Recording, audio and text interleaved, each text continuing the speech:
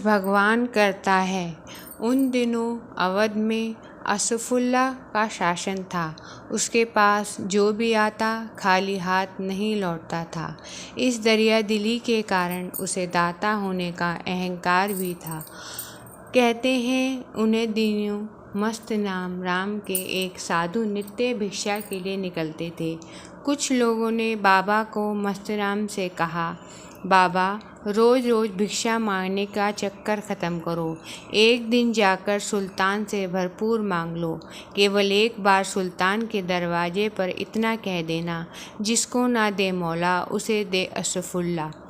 स्वभाव से फक्कड़ बाबा मस्तराम यह सुनते ही जोर से हंस पड़े और कहने लगे, तेरा सुल्तान पागल है। लगता है उसे अपने पर भारी घमंड हो गया। भला वह है कौन किसी को देने वाला? जिसे ना दे भगवान उसे क्या देगा सुल्तान।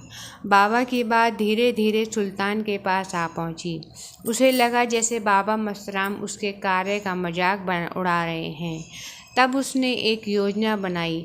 इस योजना के अनुसार सुल्तान ने एक ग्रामीण का भेष बनाया, फिर बैलगाड़ी में तरबूज लादे और उस रास्ते पर बैठ गया जिधर से बाबा मस्तराम भिक्षाटन के लिए निकलते थे। कुछ ही देर में बाबा मस्तराम भिक्षा के लिए निकले। जब वे तरबूजों वालों के पास पहुँचे तो उसके आदर के साथ एक बड़ा सा तरबूज बाबा को दे दिया। बाबा मस्तराम एक तरबूज लेकर वापस लौट चले। उन्होंने तरबूज का एक और रखा और पूजा करने बैठ गए। कुछ देर बाद एक राहगीर उधर से निकला। उसके पास भी एक तरबूज था, लेकिन उसका तरबूज बाबा के तरबूज से छोटा था।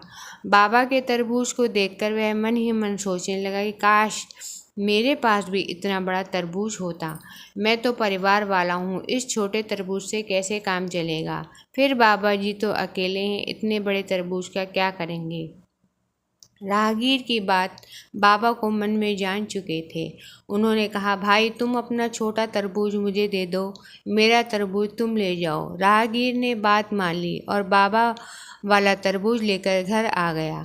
बाबा ने भोजन के समय तरबूज को काटा, वह बहुत ही मीठा था। उधर राहगीर भी अपने घर पहुंच गया। परिवार के लोग बड़ा तरबूज देखकर बहुत प्रसन्न थे। तब लोग तरबूज खाने बैठे, लेकिन अंदर से तरबूज को देखकर वे सभी चकित रह गए। तरबूज में हीरे मोती रत्न छिपे हुए थे। अपने जीवन में इतनी दौलत नहीं देखी थी। वे सभी बाबा मस्तराम की कृपा मानकर मन ही मन धन्यवाद कर रहे थे। बाबा मस्तराम दूसरे दिन फिर भिक्षा मांगते हुए उसी तरबूज वाले की ओर पहुंच गए। बाबा को भीख मांगते देख वह चौंका। उसने कहा, बाबा आपको भीख मांगने की लत पड़ गई? इतना धन मिलने के बाद कोई भीख मांगता है? कौन और कैसा धन? बाबा ने पूछा।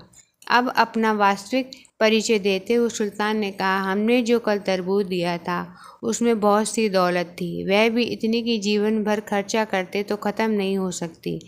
मैं आज इसलिए बैठा हूँ कि देखूँ कि आप भी भिक्षा मांगते हो क्या।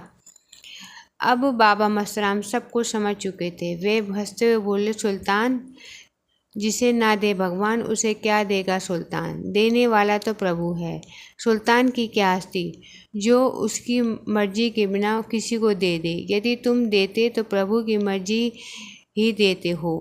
यह बात हमने बाबा ने तरबूज बदलने वाली पूरी घटना सुना दी। बाबा ने कहा, इतना धन तरबूजों में भरकर हमारे द्वारा ही राहगीर को देने के लिए प्रभु का आदेश था, वह तुमने पूरा किया। अब सुल्तान की समझ में आ गया कि सब कुछ करता प्रभु है। कर्म के तरीके अनेक प्रकार हो सकते हैं, पर करने वाला सब प्रभु ही है।